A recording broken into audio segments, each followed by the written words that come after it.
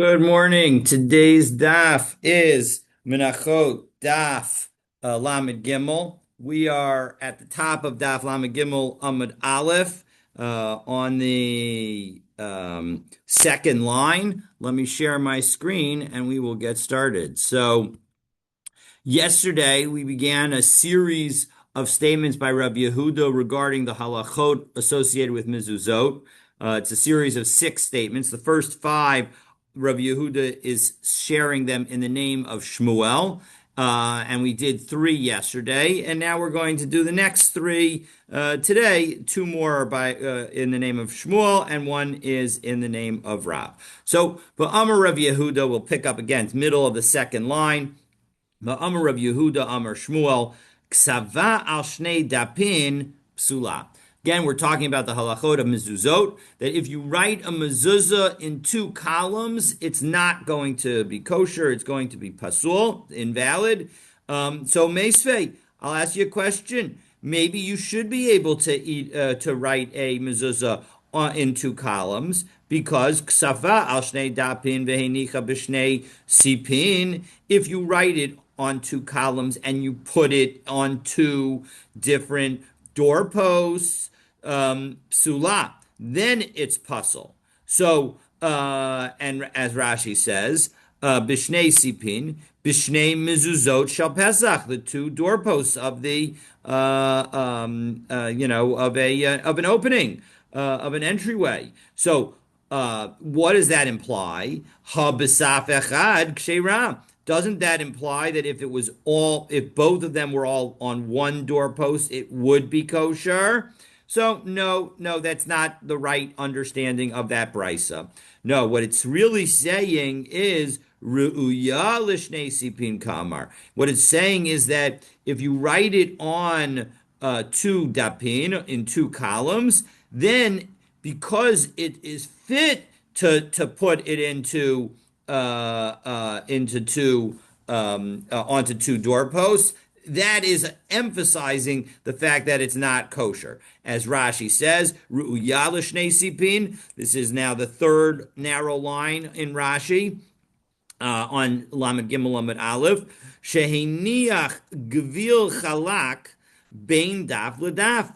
Because in sort of the definition of having it in two columns, there is a blank parchment between the two columns. V'ru'uyan lechalek l'shtayim, and you can divide it into two. Chetz yakan v'chetz yakan, and you could put half of it here and half of it there. And the fact that that is possible is what emphasizes the fact that this is not kosher. And indeed, that is our practice. By the way, we talked about yesterday some of the different, whether there were differences between a Sephardic and Ashkenazic mezuzot. The main difference that I was able to track down is that whereas Ashkenazic mezuzot, again, is not perfect, but what I was able to find online seems to have that there is the end of the Shema paragraph does not reach the end of the final line of the Shema paragraph does not reach the left-hand border of the one column that exists in a mezuzah. And so you have a little bit of space at the end of the last line, and you leave over a little bit of space at the beginning of the next line.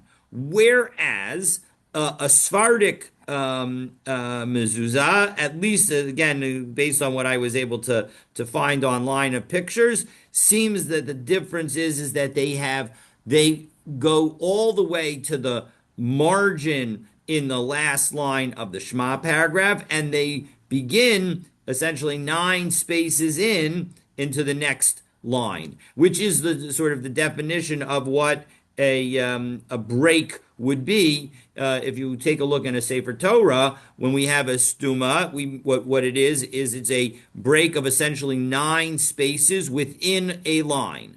And that is a stuma according to everybody. And a psucha is when you have at least 9 spaces, and it goes all the way until the end of the line, the break. And so those are the two categories in our Sifrei Torah, and so just that's covering up something that we talked about last time. But in any event, the bottom line is that at least on this particular item, if you have two columns, it is not a kosher mezuzah. So Refers to two columns and the parchment? on the parchment, correct. It's got to be one column that covers both that has both the paragraph of Shema and the paragraph of Ahaya im Shamoa. Okay, I right? I mean, thought if you you were think referring to the two doorposts earlier in the Gemara. yes, You'd yes, split, you'd it split them did. on those on the two doorposts, half That's the what the parchment here and half the parchment there. That's what the Brisa says. The Brisa says Ksafa al shnei dapin vehinicha b'shnei sipin. Right? If you write it in two columns and you put them on two doorposts, and so that the question that the Gemara was asking based on that Brisa is maybe that suggests that if you have it on in two columns, meaning the cloth has two columns, and you put it all on one doorpost, it would be kosher. And we say no, that's not what that Tana means. What the Tana means is that because when you have it in two columns, it's like you're putting it on two doorposts. It's not kosher at all. So, Suppose they put a mezuzah on each of the doorposts. They were complete mezuzot. They were all each of them so was the kosher. mezuzah that you have on the wrong doorpost is not it does nothing. That bottom No, line. but does it posel the mezuzah on the right doorpost, the I correct don't think it doorpost? puzzles the mezuzah on the right doorpost. Okay, so Amar Rav Yehuda Amar Shmuel b'mezuzah halach achar heker tzir. That when Rashi will clarify this situation a little bit more in a moment, but we for the mezuzah we follow the location of the pivot. So what does that mean? My heker tzir. What does that mean? The location of the pivot. Amar Rav Ada Avkasa. It's the socket. It's the location where now though their doors, very much like maybe in Lego. If you take a look at Lego, how the doors are set up in a Lego building, right? You'll see that the door has a pointy part at the top and a pointy part at the bottom, and then it goes into a socket at the top and a socket at the bottom, and that is what enables it to pivot. They don't have hinges the way we have hinges. Now, for intents and purposes, the hinges do the same kind of thing as the socket, and so we would follow hinges in the case that we will be discussing in a moment. But the bottom line is that the pivot tells you which side of the door is considered the inside, and therefore which way you're going to determine which side gets which is considered the right side of the doorway, because you put the mezuzah on the right side of the doorway going into the room. Now, this is not the only rule, and it's not even the primary rule. But now we're going to find out when does this rule apply? Hey, chidami. What is the case that we would follow it? Kagon piska de ben tre bate ben begavre lebein nashe. Imagine a house that has an entrance between two sections of the house, between the men's section and the women's section. And Rashi gives us some additional detail. So take a look. 1, 2, 3, 4, 5, 6, 7, 8. Kagon, 8 lines down in the narrow lines. Kagon, now 9 lines down. Kagon piska de tre bate begavre ubein nashe. Adam shecholik beito chetzio lehiluch anashim hamachzarin bebeito. That if you imagine a man has separated his house, half for the men that are going to be in his house, so that he's going to have guests there, v'chetzio lishto, and half for his wife, lasos malachta, so that she could do the work, b'hatzneya, with some sense of modesty and not having to worry that somebody else is going to be there. Meaning, imagine a business, a house that is also a business. You need to have a separation between the two parts. And now that you have an entry from the street to your business and an entry from the street to your home part of your house, so what about the door between those two parts? They are each very important. How do you determine which side is actually the inside? So v'yesh pesach bein zulazo, and now you have a doorway that goes between the men's side and the women's side. Upasach l'kol bias l'rishos harabim, and each of the separate houses has their own opening to rishos harabim. So if they didn't, if only one of them had an opening to the rishos harabim, then clearly the one that has the opening into Rishos Harabim would be the outside relative to the other one because you can't go from the other one to the outside. But here we have outdoor, entries from the outside from the Rishos Harabim to each of them. So as a result, there is no preference from that perspective. And so as a result, it seems like they are completely equal. V'amrinan lekaman, and we will see coming up tomorrow. Mezuzah derech yamin libia. That one of the main commandments associated with mezuzah is that you put it on the right hand side when you're coming in, v'lo liyitziyah, and not for when you're going out. V'hacha b'pesach shebein zulazu. And here we have a doorway between these two sections. Lo yadinan hey lichshav bia. Which direction is going in and which direction is going out? Is going out from this one to that one or from that one to this one? Ella, so that's when we go halag achar chor shebisaf tzir shetzir adela sovevbo. We take a look at the hole that the plank that the door of the post of the door is going to use as its method of turning. Hahut sad shachorbo, the side that has that hole in it, chashiv beis bias. That's considered the inside, the house. The derech yamin shenichnasin bo nosin mezuzah, and then you would say that the right hand side of that doorway when you're going into the house, into that section of the house, that would be the right hand side, and that's going to be how you're going to make this decision. Okay, so Don't we put mezuzot on every door in the house? Not the yes, bathroom, I mean, but I mean, we put, so if there's a doorway, let's say to the kitchen, the living room, you go in, which side are you going in, which side are you going out? Right? There may correct. not be a door. There may be an open way. So you go in So one. you So usually you follow first. The question is do you have to go if you're coming from outside? Do you have to go and you're going into the house in a deeper fashion, or do you have to go in a particular direction?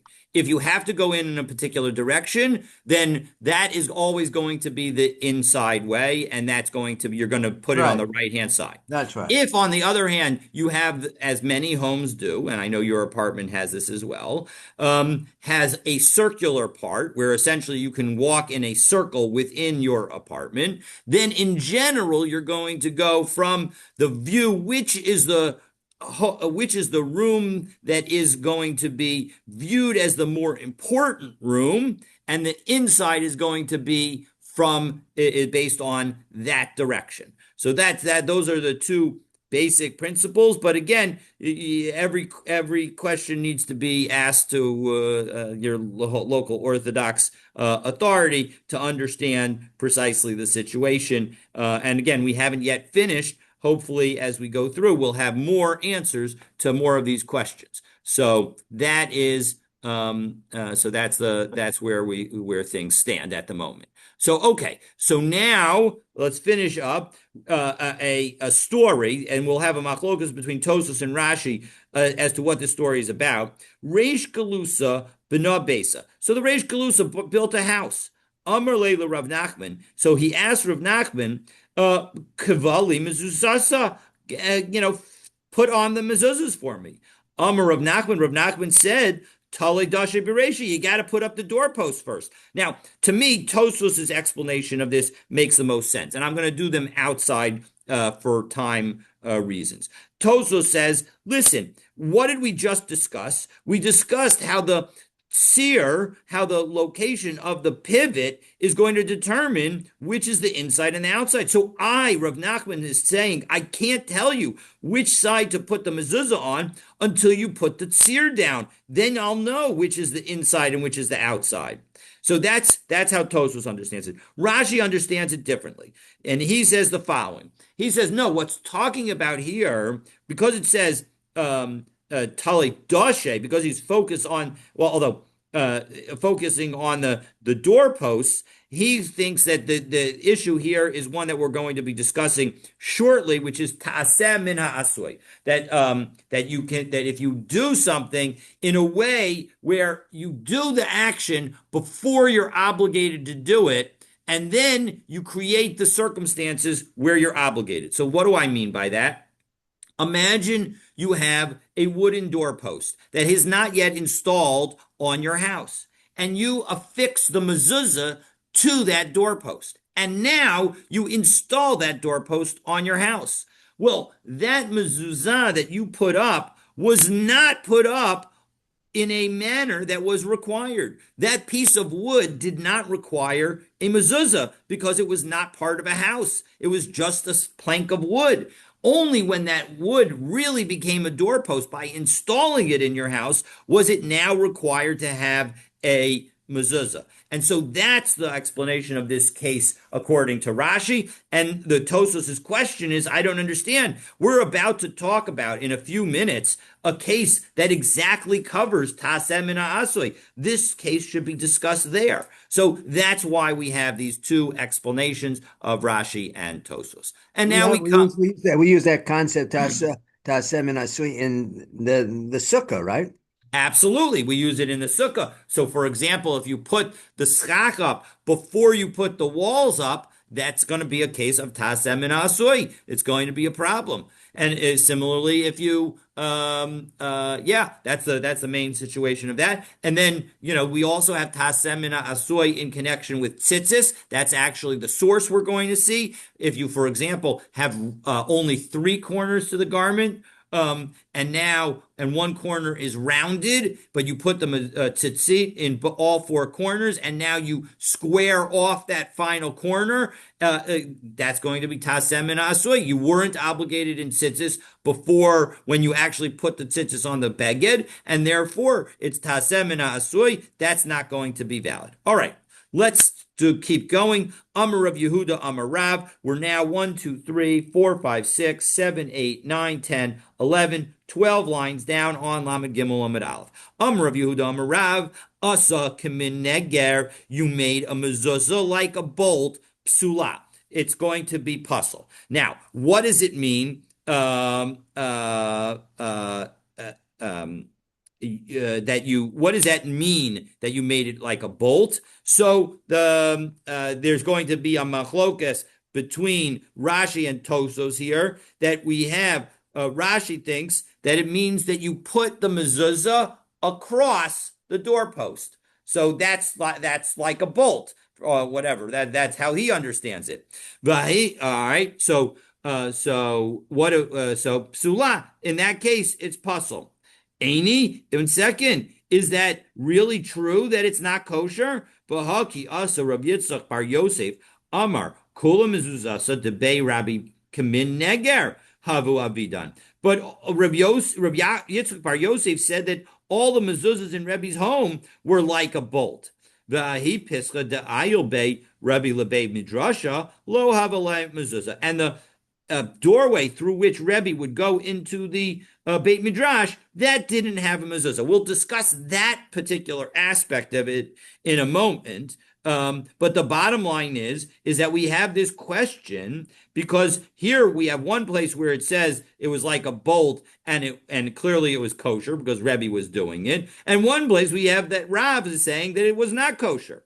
So lo kasha had avida kisiksa. One was done like a peg, v'had avida ki-istavira, and one was done like an istavira. And what is an istavira? So Rashi has two explanations. Let's take a look at the first explanation of Rashi, first of the wide lines at the bottom of Rashi. Istavira, hainu makom chibur hashuk veharegel.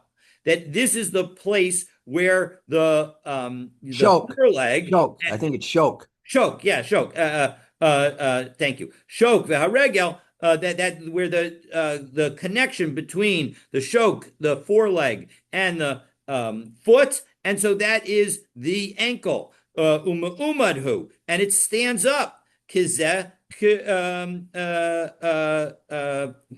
and it's like this, and it's kosher. So if you take a look in Rashi, there are two diagrams in Rashi. So if you look at the first diagram, the top mezuzah is, you can see it's going across the doorway, and the bottom mezuzah is going up and down the doorway. And so the up and down, Rashi is saying, is kosher, and the crossway is, Rashi is saying, is puzzle. Now, I will note that Rabbeinu Tam says that each of these are the exact opposite. But Lishna Achrina, take a look one more line down after Avida Kesichta. Say Lishna Achrina Istavira, again, third line of the Y lines of Rashi. That what do we mean by Istavira? Kihechi dimakom chibur hashok v'haregel. Again, it's the place where the foreleg and the foot connect. V'havi hashok zakuf, right? And the foreleg is standing milamala above. V'haregel shochev kizeh. So if we take a look at the bottom picture in Rashi and the bottom mezuzah of the two, you can see that the mezuzah is set up in that case to sort of first go across and then go up. So you have sort of like a horizontal piece and a vertical piece. And that is the situation. So Hanichel mezuzah, if you have the mezuzah like that, then it's Sheira. However, Rosha Echad Zakuf, because at least part of it is standing straight. And so that's Rashi's understanding. And again, Tosos comes to the exact opposite conclusion. He specifically Rabbeinu Tam comes to the opposite conclusion. If we take a look at Tosos, Yeah, just referring to the parchment, it's you yes, we're bend it at talking about 90 degree the tube angle. that's holding the parchment. Yes, What? the parchment itself curves, first goes across and then goes up. So they're Okay. bent the parchment 90-degree Yes, you angle, bent the basically. parchment. All right, if we take a look in Tosos, 1, 2, 3, 5 lines down in the medium wide lines of Tosos, excuse me, the Alkane, Perish Rabbeinu Tam, Ki Sichta Mu'umad, Ki Yasedos. That really what the Sichta case is when it's standing up. And that's the case that's not kosher. Ki Yasedos HaMishkan, like the pegs that are in the Mishkan, where you would use those. That's how you would hold down the animals. Hanoat sos ba'aretz, that are stuck into the ground. Psulat, that is the puzzle. Istavira hanaton b'shok l'rachba. That's hanaton b'shok l'rachba. That's something that goes across. If you take a look at your ankle, right, the bone of the ankle bone, it seems like it's going across, at least from the outside, because it protrudes out. And so that's what he thinks is the kosher one. So it's exactly the opposite. Rashi and Tosas are exactly the opposite. Okay, so that's where we. So now let's go back to the other topic that was raised. So we dealt with the question that we had, which is we had one place where it was like a bolt and it was puzzle, and one place it was like a bolt and it was kosher. And now we've got two explanations. According to Rashi, kosher is when it's vertical, puzzles when it's horizontal. And according to Tosos, it's the exact opposite. Kosher is when it's horizontal. Vertical is when it's puzzle. So, but now let's go to the other statement of the that was part of Rav Yitzchak Bar Yosef's statement, where he says that Rebbe would go through a door and it didn't to go into the Beit Midrash and it didn't have a mezuzah. So, and Rashi explains Hahu Pischa. Now we're going one deck up a little bit in Rashi, 5 lines up from the narrow lines, up right next to the bottom of the picture, the first picture in Rashi. Hahu Pischa the Ayalbe Rebbe Lebei Midrasha Petach Katan. He had a small door. Hayalola Rebbe. Eitzel Mikomo, right next to his place in the Beit Midrash. V'nichnas v'yotzebo, and he would go in and out of that door, Kadesh lo yotriach talmudav, because he didn't want to bother his students. Because if he went through the main door, his students, every time they would be passed by the Rebbe, would come within a certain amount of distance, they would need to get up. la'amud b'fanav. They would need to get up in front of him. Im yavor lifneim, if he would pass in front of them. So in order to avoid that, that's why he would do that. So Aini is that now back into the Gemara. We're right in the middle, second word on the line. The first word on the line is Istavira. So Aini, is that really true that you would not be able, that you don't need a mezuzah on that door? Vahahu Piska Dahava Ayobe Rav Huna Lebe Midrasha. Rav Huna would go in through a special door also. Vahavyala mezuzah. And it did have a mezuzah. So we explain, Haho Ragel Hava. No, that door, the one that needed a mezuzah, was a regularly used door. The Amar Rav Yehuda Amarav, the mezuzah halach acher haragil. That when it comes, this is Rashi's understanding, when it comes to a Beit Midrash, only the door that is regularly used needs a mezuzah. Doors that are not regularly used would not need a mezuzah. Unlike a house, where a house, you have a door, where every door has a mezuzah, other than bathroom doors. All right, so Amr, and as long as the room is sufficiently large. Amr Rabbi Yozeira, Amr Rabbi Masna, Amr Shmuel, mitzvah lahanicha betchila shlisha elyon.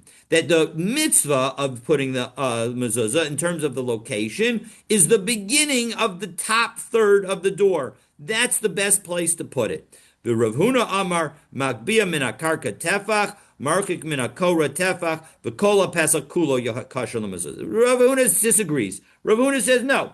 As long as you're not in the top tefach of the doorway and you're not in the bottom tefach of the doorway, the rest of the doorway is fine and dandy. Now let's do the Rashi just to clarify what we mean by the top third. So B'tchila Shlisha Elyon, it's 1, 2, 3, 7 lines up from the bottom of Rashi. B'tchila Shlisha Elyon, middle of the line. Yimdod Milamata Shnei Shlishay. First, you measure from the bottom of the door post 2/3 of the way up, 2/3 of the HaPesach, 2/3 of the doorway of the height of the entryway. And when you come into the to the beginning of the third, ha'elyon, of the top third, yitena mezuzah, that's where you put the mezuzah. Now, okay, so that is what, again, Rabbi Zera says in the neighbor of Matna.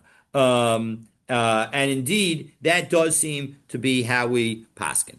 Okay, but as long as it's in that top third, you're still going to be kosher. The one exception is if you have an especially tall doorway that would result in the mezuzah being sort of above shoulder height or above the height of your head. Then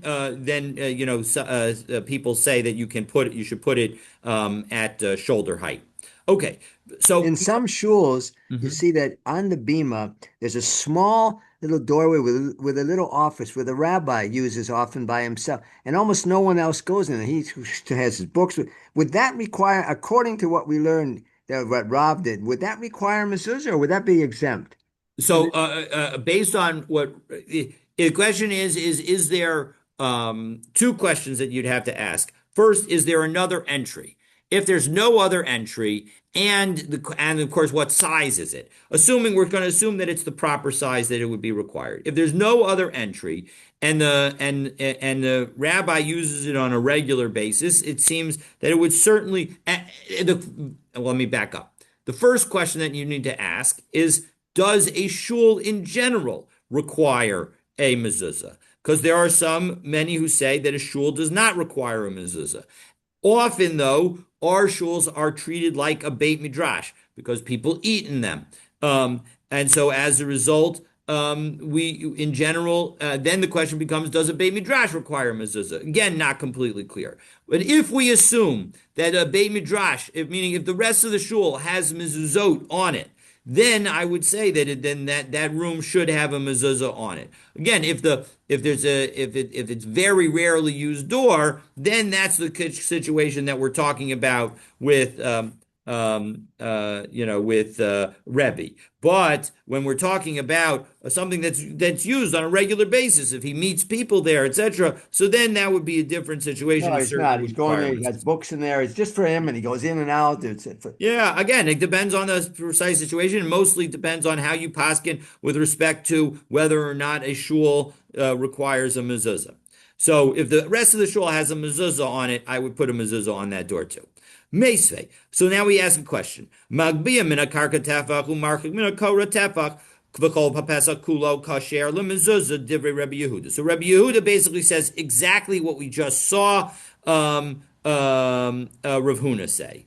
Rabbi Yossi Omer, ukshartem uksabtem. That we have a connection between kshartem of tefillin, of binding the tefillin, and uksabtem of the next pasuk of writing a mezuzah. Makshi Begova, just as the tying is at the top. And this could either be referring, Rashi understands it's referring to the tefillin of the Rosh, but you could also refer to the tefillin of a yad because it's near the top of your yad.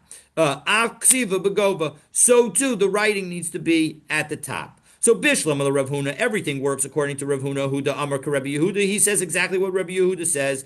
But Elo Shmuel, to Amar Kaman, who is Shmuel saying like? Lo Rabbi Yehuda, but lo Rabbi Yossi. It doesn't seem to be like either of them. So Amar Rav Huna, Brei the Rav Nasan, Lo Olam Rabbi Yossi. No, he really is like Rabbi Yossi. And umay tchilas shlish ha'elyon dekag amar. What does it mean that it's supposed to be at the top third?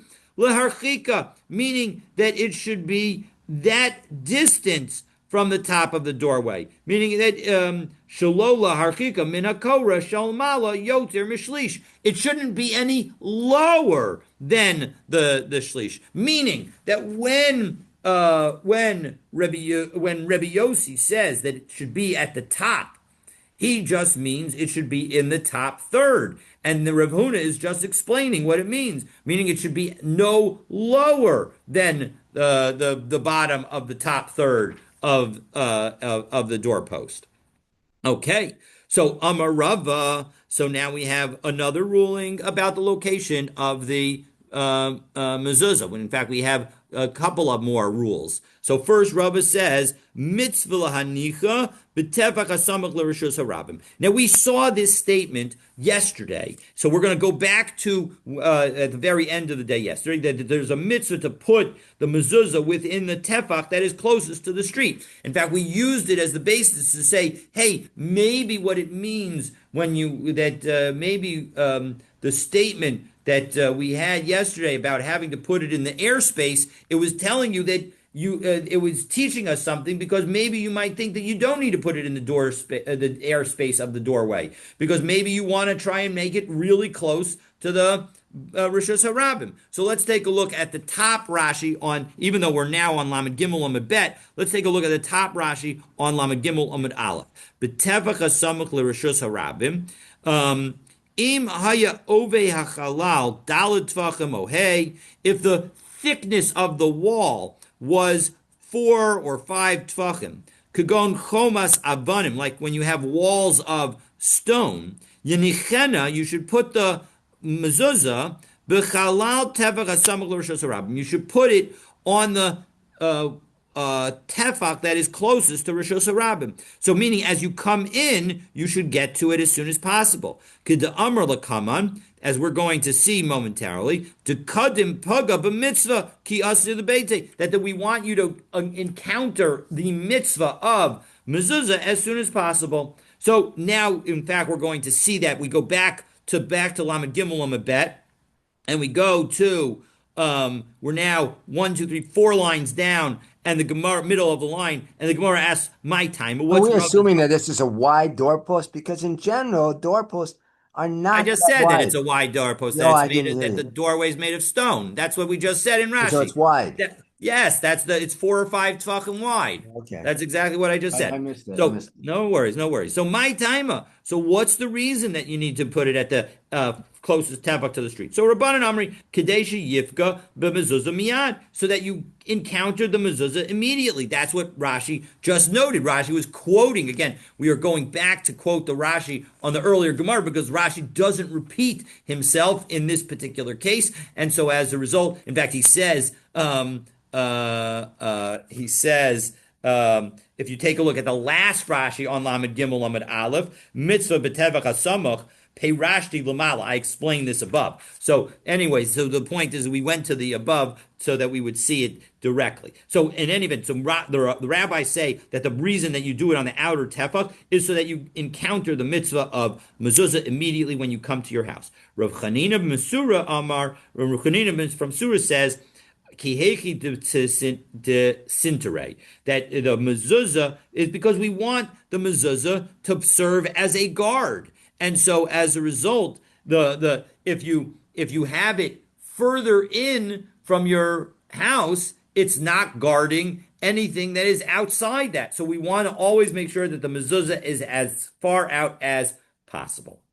Okay, so Amar Rabbi Chanina. Bo or a shelo kamidas hakadosh baruch hu midas basar v'dam. So this is that we say this about Hashem is not like a human being. Midas basar v'dam melech yoshev mibifnim v'am mishamrin oso mibachutz. This is actually there's a midrash I think on Parshas Bishalach that says something along these lines in connection with the Ananei HaKavod. That again, that the Hashem guarded the Jewish people from the outside and the people were on the inside, whereas that's not the way humans do it. Human kings are on the inside and the people are on the outside. But all right, here's take a look and see. So humans are not like God. God is not like a human. Mida basaverdam melech yoshem mivifnim va'am mishamrim osomi bachutz. When it comes to a human king, he sits on the inside and the people guard him from the outside. Midas hakadosh baruch hu einu king. But that's not the way God works. Avadav yoshvin mivifnim v'hu mishamram mibachutz. That God has us stay on the inside and God guards us from the outside. Shenemar Hashem shomrecha Hashem tzilcha al yad yaminecha. That Hashem should guard you and Hashem is your guardian and Hashem is your shade at your right hand. So the point is that Hashem watches over us and we don't have to watch over Hashem even though Hashem is the king.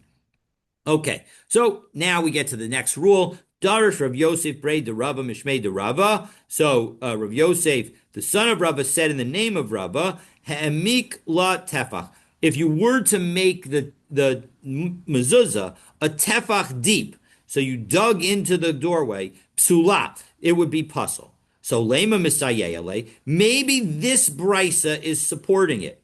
Hanicha befatzin o shitala ala malbain. If you put the mezuzah in the board, or if you put a brick over it, meaning that you did it im yesh sham tefach. If there was a tefach there, tzarich mezuzah acheres. You're going, meaning if the brick that you put over it was a tefach thick, well then you would need another mezuzah. The imlav einu tzarich mezuzah acheret. But if it's not, so then you're fine. It doesn't need another mezuzah.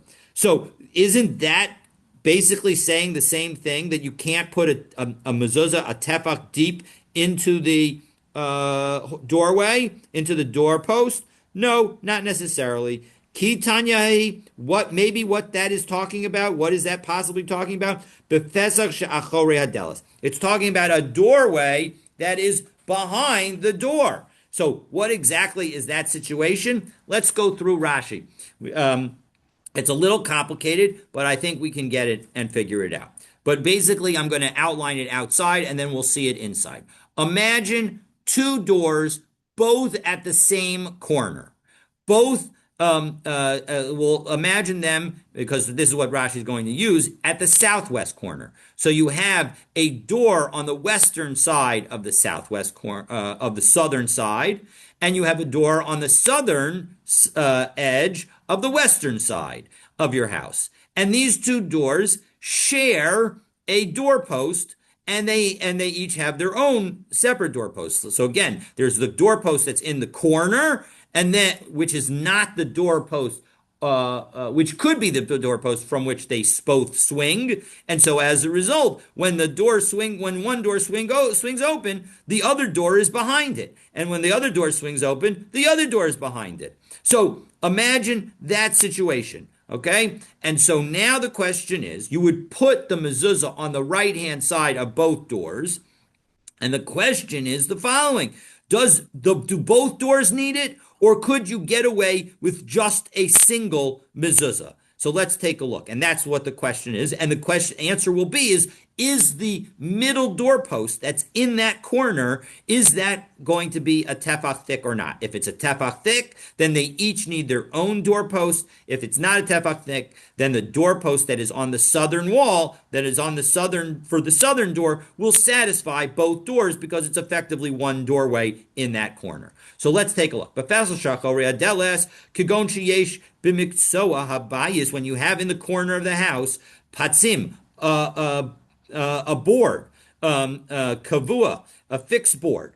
Ushnei psachim mechodchin echad ledarom ve'echad lema'arav. You have in that corner a board, and from that board you have a southern door on the right-hand side of that board and a western door on the left-hand side of the board. V'kava mezuzah bipanim b'chalal pesach hadromi, and you put a mezuzah on the right-hand side of the southern door, which is where you would put it if you're going in. And if you imagine that corner as being one doorway, that's where you would put it if you combine both of the doors into a single doorway. Ukishahadelet satum, when it's all closed, havi patuach lema'arav achorei adelet. So, it's like maybe it should be.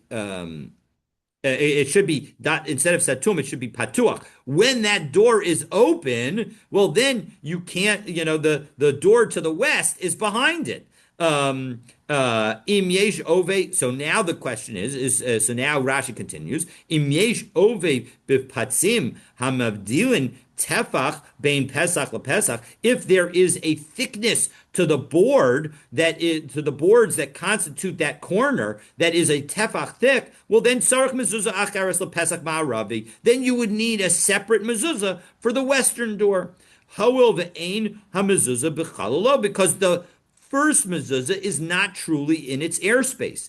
Ve'ein ve'im lav ein sarach. But if it's not that thick, then you would not need a mezuzah acheres. You would not need another mezuzah shaharei kemunach ba'osa pesach atzmo, because it's as if it's all in that same place. V'chein shetalam malbein. And similarly, if you have bricks there, lepatzim, instead of the boards, mishnei tzadim, from the two sides, v'hamalben riba as avyo. And so the bricks are going to be thicker in the thickness. The hivdil as a hivdalto, and created greater separation. And again, if there's greater than a tefach, well, then it's going to be required two mezuzahs. And then Rashi offers another interpretation, Perish Acher, Shederach Ashirim Lasos Pesach. Instead of two doors in the southwestern corner, imagine two doors where essentially there's a small door and a large formal door. And when you have somebody who's rich, they might have two doorways. Eitzel Shar Hagadol, by the big gate.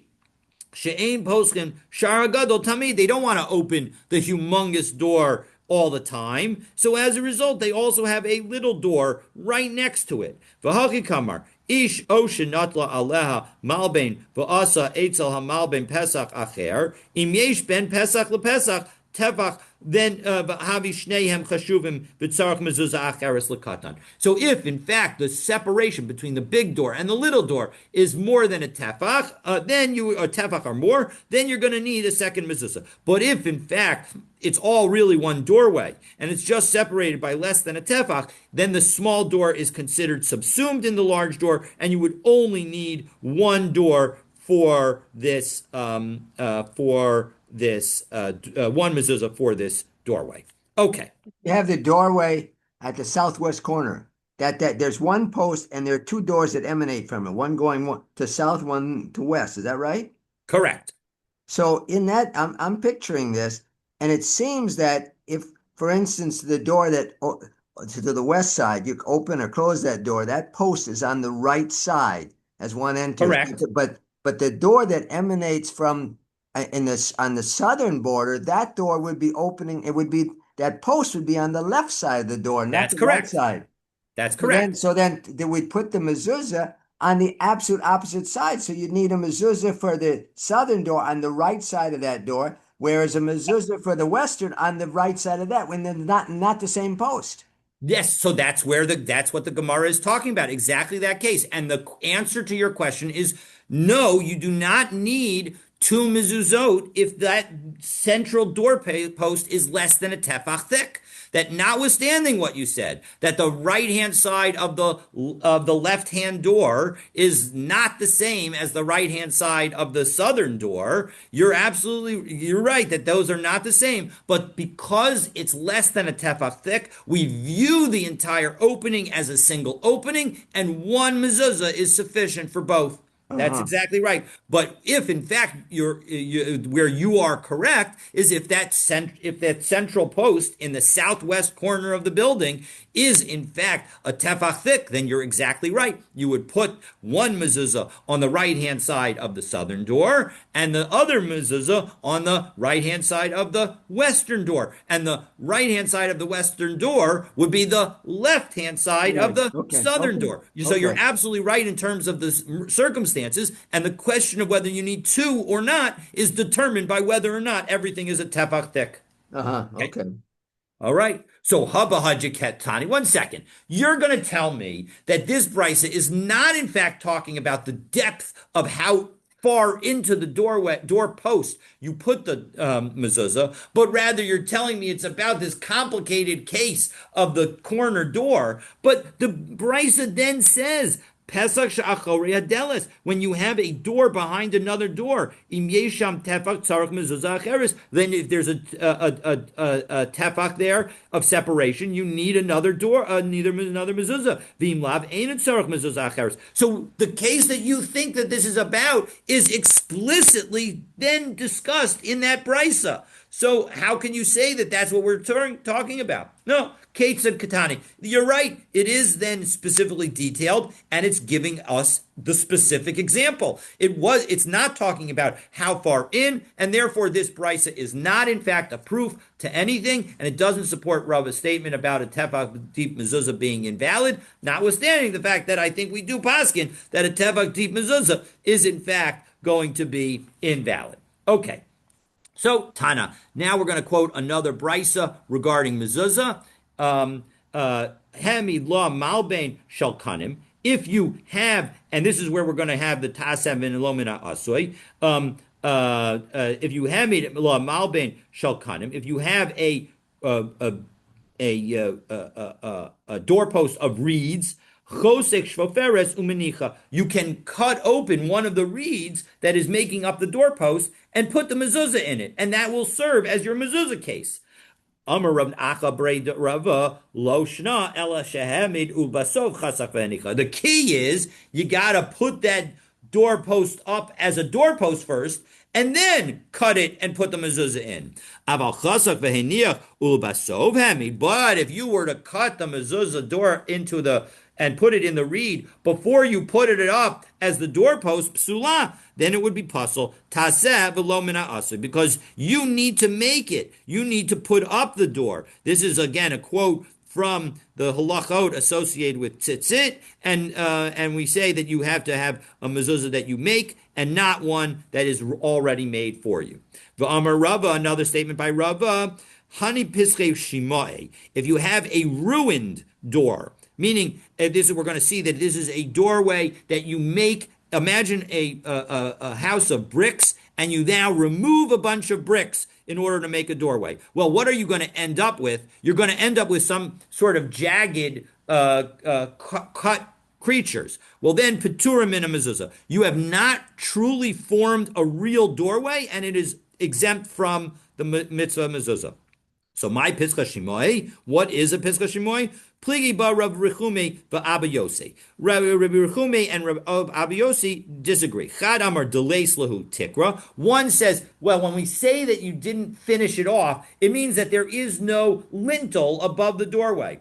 The Chad Amar delays lahu shkofe. And the other one says, no, it's that there's no straight doorposts. So that's the explanation. If we take a look at, you can take a look at the Tosos Delays Lahu Tikra, he explains the situation nicely, but it's basically along the lines of what I just outlined. So Amar Rabba Barbar Shila, Amar Rav Chisda, Achsadra Petura Min Mezuzah. And Achsadra, we're going to see what that is going to be exempt from a mezuzah. Lefisha Ein La Patzimin, because it doesn't have Patzimin. Patzimin are boards, and we're going to see that really what it's referring to is it doesn't have doorposts.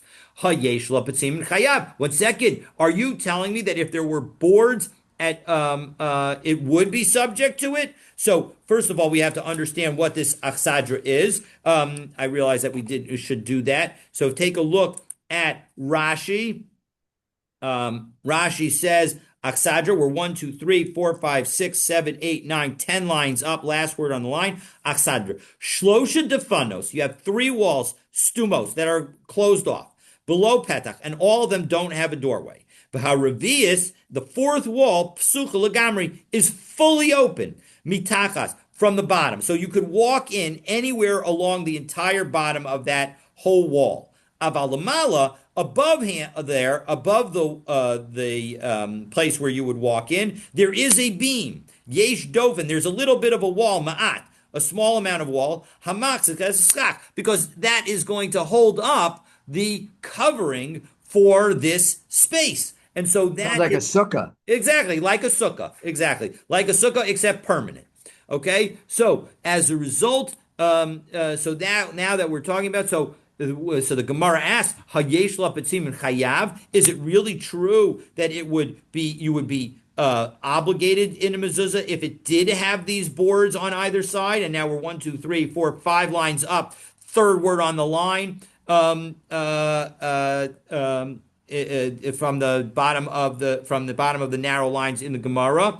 No, lechizak tikrahu de avide. But those boards would only be there in order to support the crossbeam above them. They're not there as a doorway. So as Rashi says, ha yeshla petzimin chayavin. Bitmia, this is a question. Vamai, why should we be obligated in a mezuzah? Chizik letikrahu, it's just support for the crossbeam. Da'avidi hapetzimin v'lo l'shum pesach, it's not there for a door. And so as a result, you should not be obligated. So no, haki kamar, afal pisha yesh la petzimin petura. What the really Rav Chisda meant was that even if it has the boards on the sides, it's not going to be a chayav in a mezuzah. She'ena suyin el lechizak l'tikra, because the purpose of those boards is not to create a doorway; it's only to create a support for the beams that's across. And the bottom line is you need a doorway. Amar Abaye, Chazina Lehula Ispludei, Debay Mar. But 1 second, I saw the Ispludei, and the Ispludei is just an Excedra. An Akstara, so the Is Lahu Petsime Vilace Lahu Mezuzasa, that they had side posts, they had the boards, but they did not have a mezuzah. Kasavar Lasichuk Lechizuk Tikrahu Davide. And it must be that it was because they held that they're just there to support the roof. Meisvelo, though, I'll ask you a question. Beis Shar Achsadra, if you have a gatehouse, or an achsadra, umas or merpeses, or I guess we use it as a what's the merpeses? Like a porch. Chayavim b'mezuzah. All the doors to those are all subject to requiring a mezuzah. So no, so why? How can you say that Achsadra doesn't require a mezuzah? No, Ba'achsadra de Beirav. That's talking about the Achsadra of Beirav, a yeshiva Achsadra. Sheyeshla Dalad. Rashi says second line in the wide lines of Rashi. Sheyeshla Arba Defanos. It has four walls. Ella she'ein megios l'schach. The walls just don't go all the way up. So, but there are four walls all the way around, and then there's a doorway. So, of course, that's going to require a mezuzah. So, achsadra de beirav kindruna ma'al yasahu. That's just like a regular room. It's like a regular, as Rashi has the Old French in Daruna Canberra chamber. So it's just another way of saying a room. So as a result, that can't be the chiddush of that brisa, but rather ba'achsadra rumisa. It's talking about a Roman aksadra, and Rashi tells us that a Roman aksadra asuya chalonot v'korin leviyin. So you have this room where it's basically all windows on all four sides. And so as a result, even though it's all windows, given that the windows have frames and given that there's a doorway, that's going to require a mezuzah, even though when you have one full side that's open, that would not require a mezuzah. Amar Rachva, Amar Rav Yehuda, Ki Be Herzike Chaya B'Shtei Mezuzot. That if you have a Herziki house, that's not going to require two mezuzot. So my Be Herziki, what is that? Amar Rav Papa, Sava Mishmei de Rav. So Rav Papa the elder said in the name of Rav, Beis Shar Hapasuch L'Chatzer Ubatim Psuchim LeBeis Shar. It's where you have a gatehouse, and the gatehouse also it gives you an entryway into the homes. Now, often, right, if you think about a gatehouse, imagine sort of the Minutemen or the people outside the palace in the UK, right? You think about a small room that just opens only into the garden. And that's your gatehouse. It's sort of like a garden house. So the point is that usually that doesn't have other openings and it's just serving the garden. And then you have, but here it doesn't only serve the garden, it also serves the houses, meaning you can enter the houses from it. So, so as a result, it's going to require two mezuzot, meaning it requires a mezuzah between the gatehouse and the courtyard, and it requires a mezuzah between the gatehouse and the home itself. So, Tana Rabbanan, Beishar hapasuach lagina ulkitonit. If you have a gatehouse that opens both to to the garden and to a small room. So now this does not necessarily go to a house, but rather it goes to a small room. And so now the small room is large enough for a mezuzah, but the question is it sufficiently important that we're going to treat it as something that requires a mezuzah? Rabbi Yossi Omer nidon kitonos, that we're going to judge the garden, the gatehouse, as if it's part of the room, and therefore it's going to require a mezuzah. The Chachamim nidon kebeishar. No, the rabbis say no. It's treated like a gatehouse, meaning that it's treated as if it's part of the open air, and it's not going to require a mezuzah. Now we're going to see that there's two machlokot about what exactly this is dealing with. Rabu Shmuel de Amri Tarbayu, Migina Lebayas Kuli Alma Lo Pligi. Everybody agrees that when you go, and here Rashi explains that we don't mean from the garden, but we mean from the gatehouse. When you go from the gatehouse to the main house, namely to the small room, everybody agrees that that side needs a mezuzah. My timer, be a debayasu. It's because that's how you get into the house. So keep pleading mi bias lagina. Where are they arguing? They're arguing from the edge of the garden house to the garden. Mar savar katinos ikar. One Rabbi Yossi says that the small room is the main thing, and therefore even the outer door that goes from the outside, from the garden into the gatehouse, will also require a mezuzah. Umar savar gina ikar. And where the other one says no, the guardhouse, is going to, the gatehouse, is going to, is really a service to the garden, and the garden and the connection between the gatehouse and the garden doesn't require a mezuzah because the garden is what's emphasized. Rabba Barav Yosef to Amri Tarbaya Rabba and Rav Yosef say Mibayat Lagina Dekuli Almalo Pligi de Pater. No, they think it's the opposite direction. That when it comes to the gatehouse to the garden, everybody agrees that that's not going to be subject to a mezuzah. My time of Pisca Deginahu, because everybody agrees that that's really just for the garden's purposes, and therefore it's part of the outside, and therefore it's not going to require any kind of mezuzah. Ki pligi megina lebayis. No, the different argument is when you go from the gatehouse into the small room. Mar savar bia debayasu. That's considered going into a house. Umar savar kula. As we go to the top of Lamed and Aleph, Kula Adaita Degina Hu Davida. No, the whole thing is done for the garden. And so as a result, none of those doors require a mezuzah. Abaye v'Rava Avde Karabba Rav Yosef.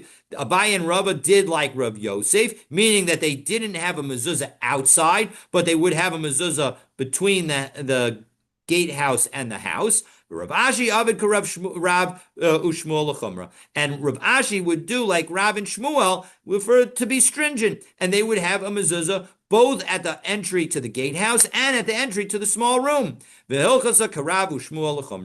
halacha is that we follow Rav and Shmuel, and so therefore you do put a mezuzah on the gatehouse to the garden and on the door from the gatehouse to the main house, and so that is our conclusion. My apologies for not scrolling, and we remain in the Gemara's discussion of the halachot of mezuzot. So stay tuned for more No, on tomorrow's isn't daf. that now if one goes from the gatehouse or garden house or whatever house is in the small that into the house, then the house is the ikar. So shouldn't there be, as always, shouldn't there be the mezuzah on the doorpost of the house? Why would you need one? Because one is leaving the gatehouse to enter the house. So according to the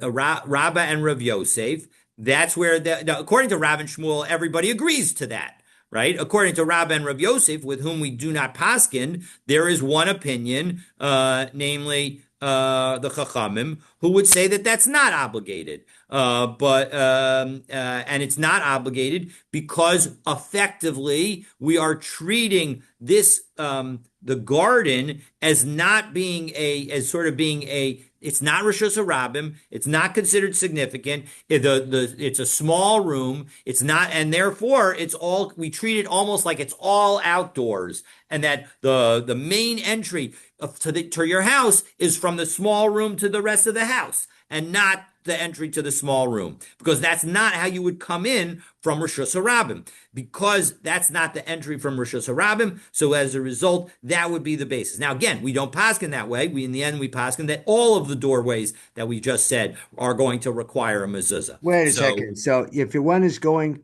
from the small, what? So how many? There's an entrance to the house separate from the guardhouse.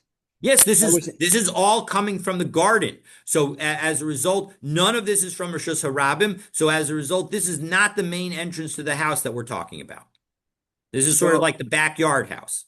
This is So an so entry from the so backyard. even so, if one is entering the house from a back door, the back door of the house, A let's hundred say. percent. So We definitely doesn't poskin that that all the the doors are doorpost requiring a mezuzah. Absolutely. no, but That's like I said. even according to the other opinion, it says it might not be required. Why wouldn't it be required? Because one is still entering the house. It's a Yeah, doorway but to the house. the point is that you can't get into the garden other than through this door, and this door is really serving the garden, not the guardhouse. Now, I will note that Rashi has an alternative explanation that this is all a situation where we're not sure which way is considered the most important, and we're focusing on where is the pivot. And the question is if the pivot is in the garden for that door between the guardhouse, between the gatehouse and the garden, that we would actually say that that's considered serving for the. It's as if you're using it only to enter the garden, and therefore there's no mezuzah that's required because it's not a dwelling unit. It's only dwelling spaces that are considered required for a mezuzah. So that would be the basis to say that the outer door does not require, the door between the gatehouse and the garden doesn't require a mezuzah. Again, we don't paskin that way. I want to make very clear. We don't paskin that way. We say that all of these doors are going to require a mezuzah. But the gatehouse and the garden, this is a portal. This is a little guardhouse. The gatehouse and the garden. Okay, I could understand that according to even to that opinion. But the doorway between the house and the garden, that's the other side of this guardhouse.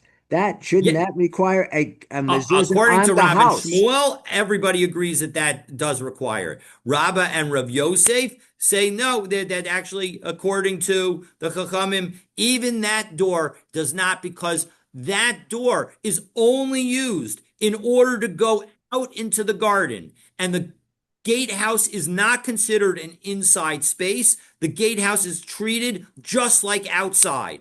Right. So And why would anyone if we would adopt that view, why would anyone, according to that view, even think about putting the mezuzah on the guardhouse? But the mezuzah should go on the entrance to the house, even if it's a back door of the I house. understand. Again, that's the machlokas between Rabbi Yossi and the Chachamim.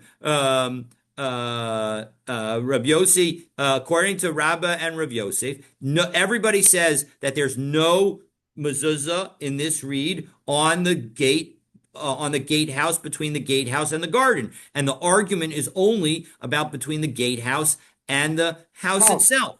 Right. So shouldn't there be a mezuzah on the back door of the house? Again, because the back door of the house is only there to serve the garden, Uh-huh. there's an argument to say that it doesn't require it. It's not, that's not how we paskin, but there's an argument to say it doesn't require it because that door is there to serve the garden. And as a service to the garden doesn't require a mezuzah. And so as a result, it's, So is this it's guardhouse? just like a bathroom. Imagine it's like a bathroom, meaning just as a bathroom is not considered a dwelling space in our homes, and therefore that's why we don't put a mezuzah on it. So too, you're not going to have a mezuzah on this space either, because the primary way of using it is to go out to the garden. It's not used to go into the house. It's a way to go out to the garden. So are we assuming that this guardhouse, gatehouse is attached to the house? Oh, of course, absolutely, it's got to be. Oh, otherwise I would think if it's not Otherwise, attached, how is there a door from the gatehouse to the house right? if it's not attached? So you couldn't, then one couldn't walk around this guardhouse to still enter the house then. No, no, no. This is the only way to get to the garden is by walking from the house into the small room, from the small room into the gatehouse, and from the gatehouse into the garden. So there's a house, there's a small room, and there's a gatehouse, guardhouse. Yes, exactly. And everybody's going to agree between the small room and the house, that of course requires a mezuzah. The question is from the small room to the gatehouse. Does that require a mezuzah? According to Rabbah and Rav Yosef, the Chachamim would say no. According to everybody else, Rav and Shmuel would say, Rabbi Yossi and Rabbi Yeah. Chachamim would agree that of course it requires. But are there doors there, or is this all Yes, wide we're going open? to assume that there are doors in each of these doorways. Because one could Yeah. also think that there's a wide open passage. No, no, these are all doorways. The doorways that we can assume have a door, and indeed, according to Rashi's alternative explanation, we're talking about where the pivot is always on the outside, and so that's the situation where we can say that maybe you would say that because the pivot from the gatehouse to the garden is on the garden side, maybe you would say that it's servicing the garden. Gardens don't require mezuzahs, therefore you're going to be okay. Now, I will Yeah. note that there's a separate, gardens are separate from backyards. But again, we'll, God willing, get into some of those kind of details, I think, God willing, tomorrow. Wishing everybody a Shabbat Shalom. Thank you all for sticking around. Looking forward to continuing our learning together.